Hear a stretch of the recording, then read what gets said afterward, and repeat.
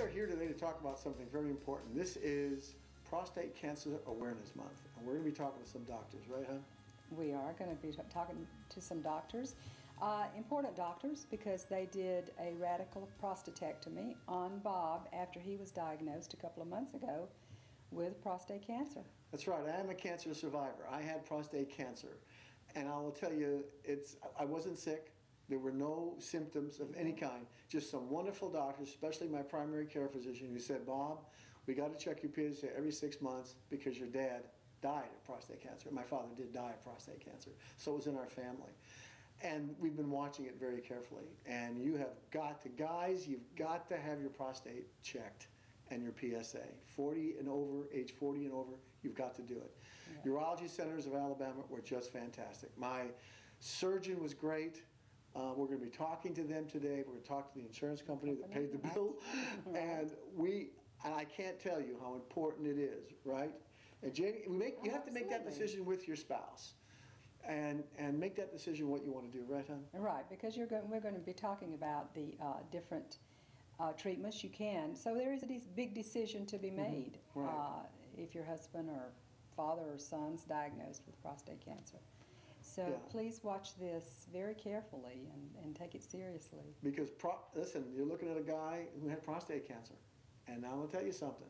My doctors were great. And the hospital at Trinity Medical Center, fantastic hospital. I mean, they run that thing like a Swiss clock. Anyway, that's today's program, so please stay tuned. Well, as I mentioned earlier, we're talking about prostate cancer, my prostate cancer. And how did I find out about it? What happened? I mean, well, I want you to meet somebody. His name is Dr. Michael Brewer, Inverness Family Medicine. He's a family practice. Thank you for being with us today. You're welcome. Glad to be here. This is the guy that saved my life right here. So, thank you. all right, Michael, let's talk about what happened. I've been coming here about 8 years, seeing you. My dad had prostate cancer. Let's talk about what you've been doing and what. Well, when you came in, for a checkup, which is sometimes the hardest part, is to get folks to come in for their checkup. Yeah. When you came in with a family history of prostate cancer and the appropriate age, then part of the evaluation included, of course, the prostate exam, which most men try to get away without having done. That's true. And then it also suggested that we would do a PSA, or a prostate-specific antigen, on you. And when that came back elevated, then the next step was to investigate further, and then one thing led to another, and then eventually to see a urologist. Well, let's talk about the PSA. I mean, that's just a blood test. Yeah, I mean, just a blood test. I mean, it takes about, I don't know, 30 seconds for the blood test. Right. And the part that guys worry about is the physical examination, which takes another 30 seconds. Right. Now, at most. Yeah, maybe 10 seconds. Right. Because all you're doing at that point is what? You're actually feeling of the back side of the prostate through a rectal exam or a digital exam. And it's something that's still the best thing we have going as far as not missing nodules on the prostate and giving you an assessment as to the size of the prostate. Many times men come in for their physical and you tell them that you're planning on, that part of their exam is to do a prostate exam, and they'll tell you, well, I'm not having any symptoms, I don't need that done. And we'd say, well, you're over 40, yes, you do need it done. And the reason for that is that just simply doing a blood test, for instance, misses around 15% of prostate cancer. So I asked the men, if you had a nodule on your prostate but your PSA was normal, would you want me to ignore it? And of course the answer is no. No, sure. And I ask them the same thing, the ladies that don't want to get their mammogram, I say, well, if you had a knot in your breast but your mammogram was normal and you didn't come in for a breast exam, would you want to ignore that if we found a knot? And of course the answer is no. So that's why at this point in time, in 2011, the combination of the digital exam to actually feel the back side of the prostate through the rectum, as well as blood tests that we have available. Now, in my case, we were coming, and my PSA was kind of going up little by little. I remember when it was like 2.4, and then and each time I came in, and we went from once a year to every 6 months because my dad had prostate cancer, and you had recommended, Bob, you're susceptible possibly. Right, and that's the important point, because when we first found out about the PSA 10 or 12 years ago, we were strictly looking at numbers, and then we came out with the idea that anything below 4 was okay. Then we found out that maybe we had to age adjust that. it wasn't just strictly anybody that had a level of 4 and below was normal, to the point that studies then showed that we need to watch the progression of the PSA. If your PSA doubles in a year, it may have simply gone from 1 to 2, and you say, well, it's below 4, that's okay, but that's not okay. So we've been taught, our urology colleagues have taught us to watch the progression or the slope of the curve and what happens to the PSA over time. So if somebody's in the 50-year-old age bracket and has a family history of prostate cancer, it becomes important to probably check it more frequently than once a year. And then to follow and see what happened to it with time. And that's what you did. And there was something else. There was the PSA, then there was another test as well. That's where we can separate the free and total. We can measure the amount of free PSA, which is prostate-specific antigen, that's in the total amount. And it's bound to protein at different levels. And some people a lot smarter than I am have figured out which ones of those, what percentages of those bound proteins or bound PSA represent a higher risk of prostate cancer as opposed to a certain amount of bound PSA. So at that point, when my PSA and my physical exam was fine, my prostate had not enlarged. Yeah. But you said, Bob, I remember I got a call from you and you said, you're a urologist. And I chose an interesting guy to be my urologist, and that's Eric Brewer. Right. That's Dr. Brewer's son. And found out he had this fantastic reputation throughout not only Alabama, but the whole Southeast. And so that's who I went to talk to, and I want to talk to him next. Thank you so much for being with us today. Thank you. For me, I just want to get the problem resolved. You know, what are my options, and what's the best way to get this resolved? Okay, we met with my private physician, and he suggested I see a urologist. And I was waiting for him to recommend Eric Brewer, who is a urologist here in Birmingham. But he didn't. And I called the office, and they didn't. So finally I said, well, I'd like to use Eric Brewer, because if he's anything like his dad, he's going to be a great doctor. And with me now is my urologist, Eric Brewer. Thank you, Dr. Brewer, for being with us. You're welcome. Thank you for having me. Okay, so after I left my primary care physician, I came to see you. Right. And what was the first thing you said to me? That you have an elevated PSA. Right. And that elevated PSA is not specific for cancer, but it is one of the reasons that PSA will go up. So that was one thing we needed to check for. And we did something called the biopsy. Right. So frequently, when someone's got an elevated PSA and we're concerned about them having prostate cancer, we'll do what's called a prostate biopsy, which is an easy procedure done here in the office. You don't have to be put to sleep for it. It took, what, 3 minutes, Yes, 3.5 minutes? Maybe 3 or 4 minutes. Very quick. Whereby we use an ultrasound probe to watch the needles go into the prostate gland and actually take some pieces of tissue from the prostate in order to look at under the microscope and see if there's cancer in there. Yeah, and you did something interesting, because you took a DNA sample at the same time.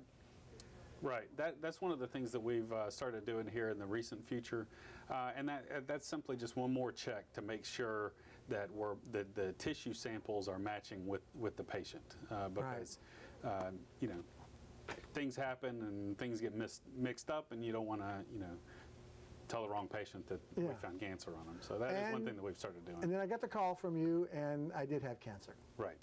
Now, I had cancer on the left side and on the right side. Right. Right? It was more on the left than the right, or what? That's correct. Yeah. Now, there's a scale that it determines how fast the cancer is growing, right? Right, and that's called the Gleason score.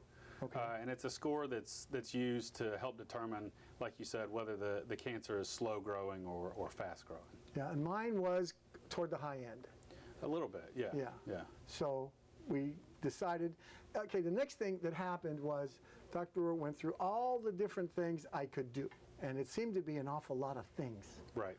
There are quite a few options for prostate cancer, and it's hard sometimes getting a grasp of all of that, because it's a lot of information. But we try to break it down into reasonable options, and what I suggested for you was either surgery to remove the prostate gland or radiation therapy. Right. Now, the reason I tell you what I chose. I chose the robotic prostate surgery. Right. Now, just so you'll know, that Dr. Brewer was one of the experts with this particular equipment, this robotic equipment, and he wouldn't tell you. He's too much of a great guy to mention it. But I will tell you, after, even before I decided to ask for Dr. Brewer, Eric Brewer, I checked around a bunch of people, doctors I know, people I know. This guy's one of the best when it comes to this weird-looking machine. Now, it looks like a big spider. It does, yeah. It's a big piece of equipment. And robot is a little bit of a misnomer because I've got control of the machine the entire time. It simply is mimicking my hand and finger movements on the inside of the patient. So it goes in how many different places? 4 places. 4 places. 4 places. So you've got 4 holes in your belly as opposed to a large incision, which is how we used to remove the prostate. Right. And you operate that thing through the... There's a console, a robotic console that's in the same room, and I'm looking in the console with 3D vision. That's the other large advantage to the robot is the 3D vision for depth perception. And it magnetizes as well? It does. It's zoomed in, and so you get a much better view of the anatomy and what you're doing. So yeah, what I'm doing with my fingers in the console, the instruments are doing the exact same thing. So it's just as if you were having your hands in me, if you had cut me wide open. Right. So the bleeding is less. There's a lot of great things about that. Yeah, the significant advantages are the bleeding is much less. Because you have smaller incisions, much shorter recovery time, much shorter hospital stay. I mean, 95% of patients are out the next day. Yeah, I went in, I think I had on a Tuesday morning I think it was Tuesday morning, go to Wednesday. I had the surgery on Wednesday morning. I was at 7 a.m. I was home at 11 o'clock the next morning. I was in the house. And that's pretty common. Because that afternoon, and I will say, it was at Trinity Hospital, and I'll say, Dr. Brewer, that place was run like a top, like a Swiss wall. I mean, the service there was unbelievable. But they had me up walking that afternoon. Yeah, and that's important. And we're fortunate to have such good nursing care and a unit that, because we do so many of these, the nurses know what to expect, and we've got it down to what we think is a pretty well-run system. Yeah. Now I'm on the recovery, and I'll have PSAs when then? We do it every 3 months for the first year, and then every 6 months thereafter, usually for 10 years. Okay. And if the PSA goes back up again, then there's something else going on. Correct. Cancer is cancer. It's always unpredictable. So even when you have, in a case where, like yours, where we as best of our knowledge, we think we got it all, there's still a chance that microscopic cancer could return. So that's why we follow everyone every 6 months there for several years. And if that number starts to climb again, then we'll have to consider other options. Right. And then we've got some things that happen after we have it. We have a little bit of what we call leaking. Right. And that lasts usually how much with normal people? Weeks to months. Weeks to months. Okay. Yeah, over 90% of our patients are dry, as we say, by 3 months out. And some of the newer techniques we've been doing recently, we think speeds up that recovery time. Okay, thank you so much for your time today. I really appreciate it. The most important thing about all this is go to your primary physician or to a urologist and get a PSA and get your prostate checked, because 1 out of 6 men is it 1 out of 6? That's correct. So if there's 7 of you watching this, 1 of you got it. The incontinence portion of going through this, really concerned me as much as any of the rest of it, just by the nature of, what I do. And, if I was in the same place all the time, it's not a big deal. But, if you're out and driving and, seeing customers, seeing vendors, you want to look presentable, be presentable, and not have those kind of issues. And to be perfectly honest, it hadn't been as really problems that I thought it would be. One thing that I'd like to mention to everybody is the Birmingham Urology Centers. So with me, of course, is someone who's been there from the very beginning, Dr. Moody. I think you've been there for how many years? Well, I've been in practice 33 years, but been with Urology Centers of Alabama for about probably 10 or 12. 10 years. Yeah, we merged our smaller practice in with them. One of the things that people don't know about the center itself is it's one of the, when it comes to prostate surgery, the robotic surgery, which I had, and everything else, that you guys are up there in the top 1 or 2 in the country. Yes, we are. I want to talk about, since I had the robotic surgery, which is really, it really isn't, that's a misnomer. It's not robotic. The doctor is actually... Right, the doctor drives the robot. Yeah, that's right. There's a physician behind that. Yeah, in my case, Dr. Eric Brewer. But you've done how many of those at the... Almost 5,000 now. I think the last count was about 4,700. Yeah. We, in 2002, we had a fellow with us who wanted to do robotic surgery, and so we went around to all the hospitals and said, will you buy a robot? And the only one that would do it was St. Vincent's. And so a guy named Curtis James, who was their CEO at the time, took a leap of faith to buy this $1 million machine. And early on, our group realized that this is the future. Yeah. And so we made a group decision that we were going to support the robotic surgery. We were only going to have 1 or 2 people do it at that time so they could be really good. Right. We weren't all going to try to do it. And so that's how it started. Yeah. And because we were early on and had a lot of experience, we think our guys are the best in the world. Well, that's what we hear all over the place. I mean, you can do all the research you want, and you're going to come out with people from all over the country ought to come here to Birmingham. They do. Now, I did my surgery at Trinity, and that is a fantastic hospital. It's wonderful. They have a brand new machine there, Right. brand new, and that whole system, all those people there were just great. Right, great team at Trinity and a great team at St. Vincent's. Yes. Now, I want to talk to you about something real. September is Prostate Cancer Awareness Month. Yes, it is. You guys do something that's unbelievable. You've got this run coming up. Let's talk about that. Okay, we're the 27th city in the country to do something called the Great Prostate Cancer Challenge. And we hope it becomes and is the #1 men's health event. We are raising money for prostate cancer research and for free prostate cancer screening across the state, and also trying to raise awareness about prostate cancer because it still kills more men than breast cancer kills women, but nobody much knows what the blue pen is, like I've got on, but everybody knows what the pink pen is. So we're trying to slowly make progress in getting prostate cancer out of the shadows, so to speak. And you guys, as far, the center, the urologist, Birmingham Urology Center, does free screen. Recently, you were down in the Monroeville, Alabama area? We screened 158 men. For free? For free, this past Saturday. And we've total done over 3,000 men since 2007. So you have a mobile unit that you... Well, we have a van that we all of us pile in the van. We take our equipment, and we've hooked up with the public health department across the state. So we go to the public health department in whatever county it is, and they bring some of their employees, nurses and clerical people, and so it's a partnership between the public health and us, and it's totally free. And how many of these, do you do more than one a year, or do you do? Yeah, we do. I think this year we're going to do about 14. 14, all over different parts of the state. And for people to find out where that is, because this program is going all over the state, if they want to find out if it's coming to their health department, how would they do that? Well, I think on our website, Urology Health Foundation.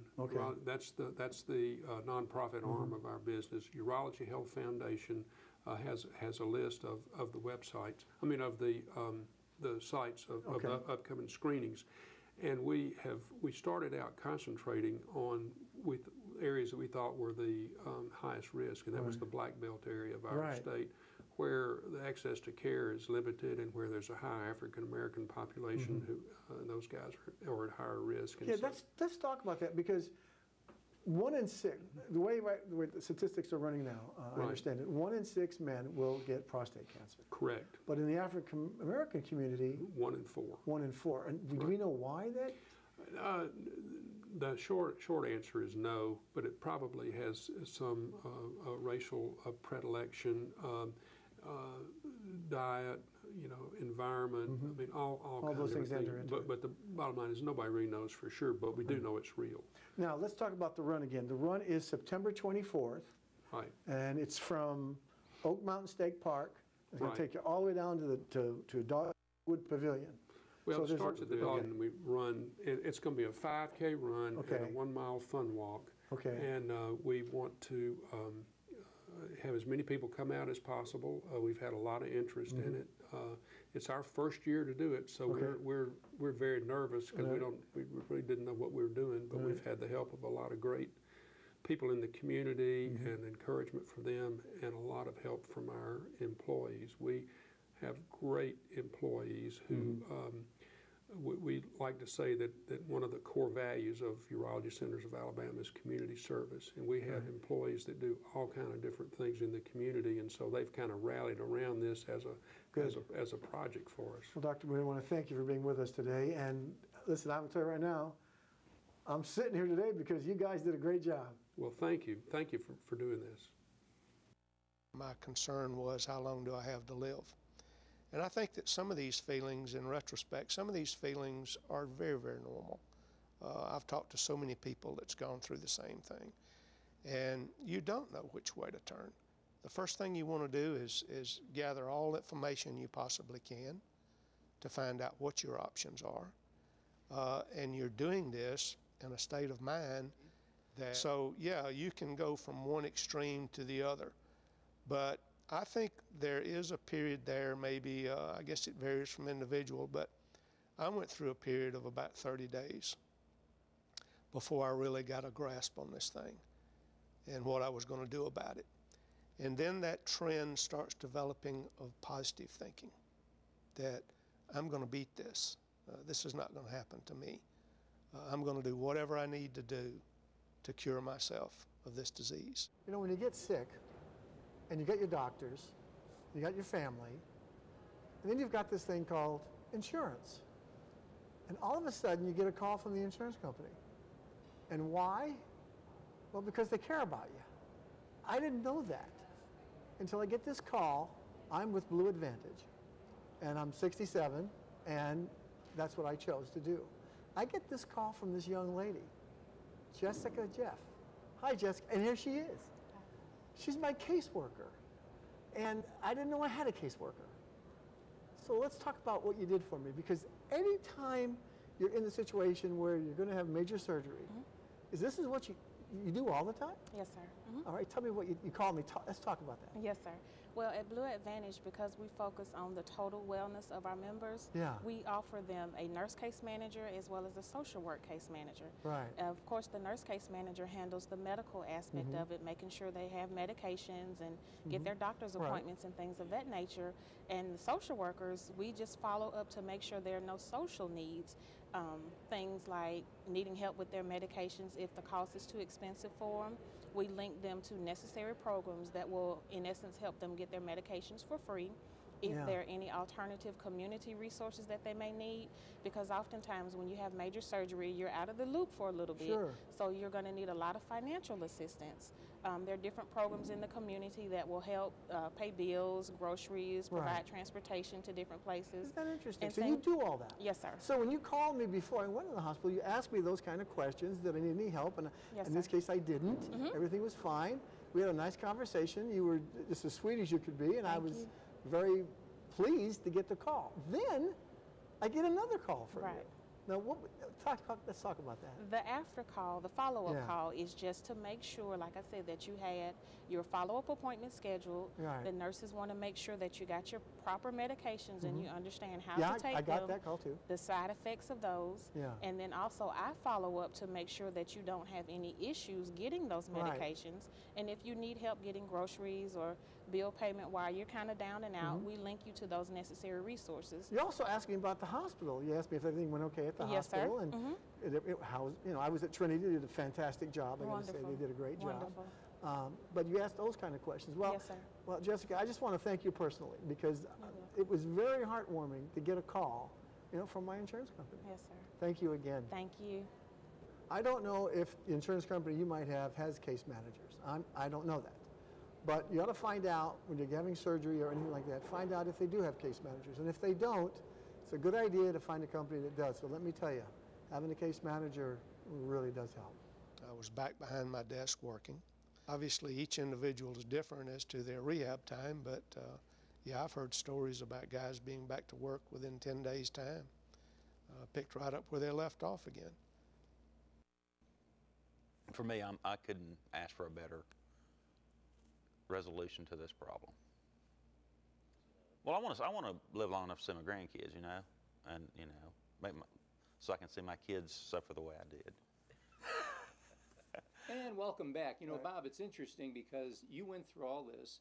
When people go through surgeries, Right. it's nice to have somebody that's such as yourself. You know, I had the cataract surgery. We did it on the air. Right. And now you're able to talk Yeah. to people about how important this is. Well, listen, I was nothing ever wrong with me. Not even a Right. bad hole now and then. All of a sudden, I have prostate cancer. 67 years old. One out of 6 men are going to have it. So, right. what you need to do is, if you're not getting your PSA annually and having the exam with it, you're taking your own life in your own hands. let me tell Sure. you. I mean, your primary physician, urologist, internist, wherever you're going to. You know, if you're a veteran, go to the VA. They'll help. They'll help you with this. But if you're ignoring this and saying it's not going to happen to me, well, guess what?